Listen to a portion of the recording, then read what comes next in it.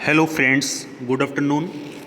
मैं Vinod Kumar, assistant professor political science, Veer Bala Kalibai, Rajkiya Kanya महाविद्यालय डूंगरपुर। दोस्तों, आज के इस वीडियो में हम अमेरिका में संघात्मक शासन व्यवस्था के बारे में पढ़ेंगे। मित्रों, ये टॉपिक हमारे BA part second political science के प्रथम पेपर में अमेरिका संविधान के अंतर्गत आता है। दोस्तों, सबसे पहले हम ये जानेंगे कि संघीय शासन क्या होता है।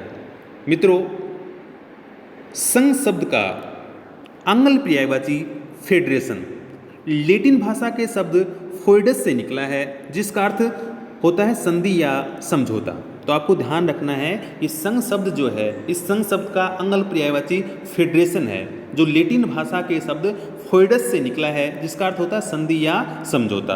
अगर अपन संवैधानिक दृष्टिकोण से जानें तो संवैधानिक दृष्टिकोण से संघात्मक शासन का तात्पर्य ऐसे शासन से होता है जिसमें संविधान द्वारा ही केंद्रीय सरकार और इकाइयों की सरकारों के बीच शक्ति विभाजन कर दिया जाता है। तो आपसे पूछा जा सकता है कि संघात्मक शासन का क्या तात्पर्य है, तो आपको ध्यान रखना है कि ऐसा शासन जिसमें संविधान द्वारा ही केंद्रीय सरकार और इकाइयों की सरकारों के बीच शक्ति विभाजन कर दिया जाता है, संघात्मक शासन कहलाता है। अब अपन चर्चा करेंगे कि अमेरिका में संघीय व्यवस्था को क्यों अपनाया गया। दोस्तों, संघीय व्यवस्था संयुक्त राज्य अमेरिका की एक प्रमुख विशेषता है और विश्व में सबसे पहले संयुक्त राज्य अमेरिका के द्वारा ही इसे अपनाया गया। दोस्तों, अमेरिका के राज्यों को इस बात का पूरा भय था कि ब्रिटेन या यूरोप का अन्य कोई देश उन्हें पुनः पराधीन करने के लिए प्रयत्न कर सकता है। अतः बाहरी दबाव का सफलतापूर्वक मुकाबला करने के लिए उनका एक होना आवश्यक था। उनके सामने ये समस्या ये थी कि विविध राज्य अपनी पृथक पृथक सत्ता बनाए रखते हुए भी एक हो जाएं, और ऐसा केवल संघीय व्यवस्था को अपनाकर ही किया जा सकता था। इसीलिए अमेरिका के द्वारा संघीय शासन व्यवस्था को अपनाया गया। तत्कालीन परिस्थितियों के अलावा अमेरिका के विशाल क्षेत्रफल और जनसंख्या को दृष्टि में रखते हुए भी कहा जा सकता है कि इतने बड़े देश में एकात्मक शासन नहीं चल सकता, इसलिए वहाँ संघात्मक शासन को अपनाया गया। अब अपन चर्चा करते हैं कि अमेरिकी की जो शासन व्यवस्था है, अमेरिकी व्यवस्था में कौन कौन से संघीय तत्व देखने को मिलते हैं। दोस्तों,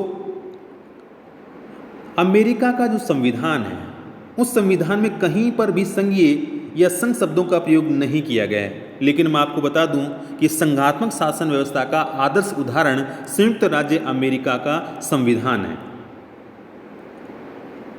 अपन चर्चा करते हैं कि अमेरिकी संविधान में संघीय शासन के कौन कौन से तत्व हैं या कौन कौन से तत्व हमें देखने को मिलते हैं। तो पहला जो तत्व हमें देखने को मिलता है वह है लिखित व कठोर संविधान। दोस्तों, संघात्मक शासन व्यवस्था का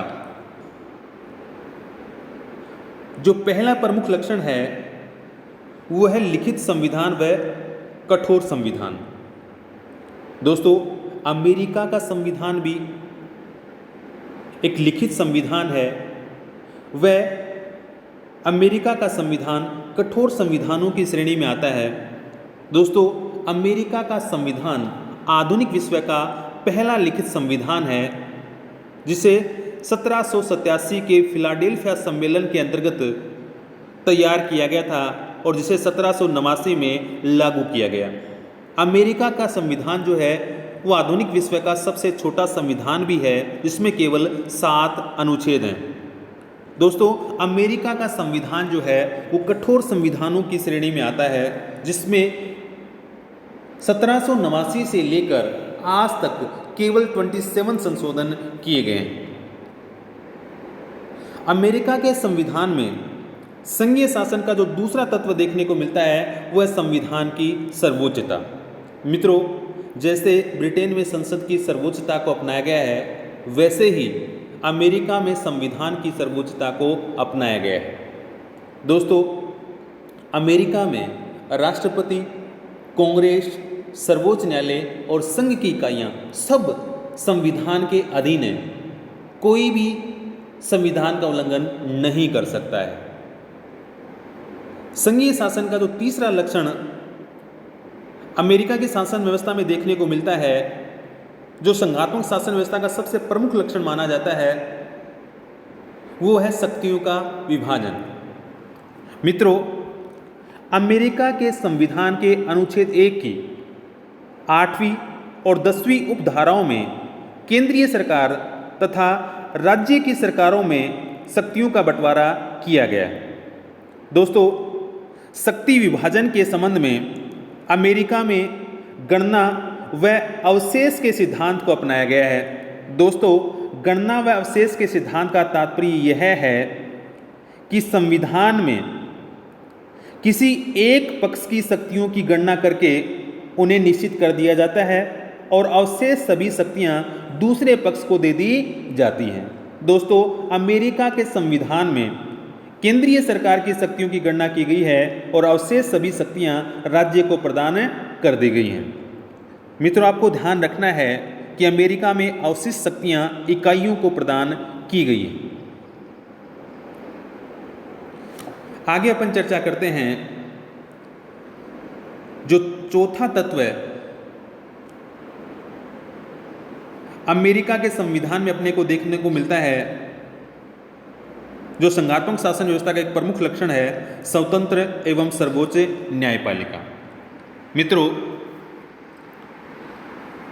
अमेरिका में न्यायिक सर्वोच्चता को अपनाया गया है।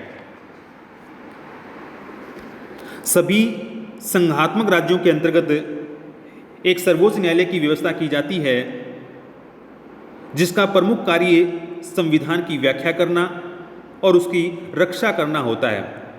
दोस्तों, अमेरिका में सर्वोच्च न्यायालय केंद्रीय सरकार, प्रांतीय सरकार या सरकार के किसी अंग द्वारा संविधान के प्रतिकूल किए गए कार्यों को अवैधानिक घोषित कर सकता है और यही न्यायिक सर्वोच्चता है, जिसे न्यायिक पुनरावलोकन के नाम से भी जाना जाता है। मित्रों, 1803 में मुख्य न्यायाधीश मार्शल ने मार्बरी बनाम मेडिसन नामक विवाद में न्यायिक सर्वोच्चता के सिद्धांत का प्रतिपादन करते हुए स्पष्ट कहा था कि सब प्रकार के कानूनों की संवैधानिकता की जांच करने का एकमात्र अधिकार सर्वोच्च न्यायालय को प्राप्त है। दोस्तों, पांचवा तत्व है दोहरी नागरिकता। दोहरी नागरिकता को भी सामान्यतः संघ राज्य का एक तत्व समझा जाता है। दोस्तों, अमेरिका में दोहरी नागरिकता को अपनाया गया है। वहाँ प्रत्येक व्यक्ति को 2 नागरिकताएं प्राप्त होती हैं, एक संयुक्त राज्य अमेरिका की नागरिकता और दूसरी उस राज्य की नागरिकता जिसमें वह निवास करता है। अगला तत्व है संघीय व्यवस्थापिका के दूसरे सदन में इकाइयों को समान प्रतिनिधित्व। दोस्तों, संघ राज्य के प्रमुख लक्षणों के अलावा कुछ गौण लक्षण भी हैं और उन गौण लक्षणों में एक लक्षण है कि संघीय व्यवस्थापिका का जो दूसरा सदन है, उस दूसरे सदन में इकाइयों को जनसंख्या के आधार पर प्रतिनिधित्व नहीं दिया जाता, बल्कि उनको समान प्रतिनिधित्व प्रदान किया जाता है। दोस्तों, संयुक्त राज्य अमेरिका में भी ऐसा ही किया गया है। संयुक्त राज्य अमेरिका की जो व्यवस्थापिका है, जिसे कांग्रेस के नाम से जाना जाता है, इस कांग्रेस का जो दूसरा सदन है सीनेट, उस सीनेट में छोटी बड़ी सभी इकाइयों को समान प्रतिनिधित्व प्रदान किया गया है। अमेरिका में प्रत्येक इकाई अपने 2 प्रतिनिधि सीनेट में भेजती है। तो दोस्तों, आज की इस वीडियो में हमने अमेरिका में संघात्मक शासन व्यवस्था को समझने का प्रयास किया है और मैं आशा करता हूं कि आप सबको ये समझ में आया होगा। दोस्तों अगले वीडियो में एक नए टॉपिक के साथ फिर मिलेंगे। तब तक के लिए जय हिंद, जय भारत।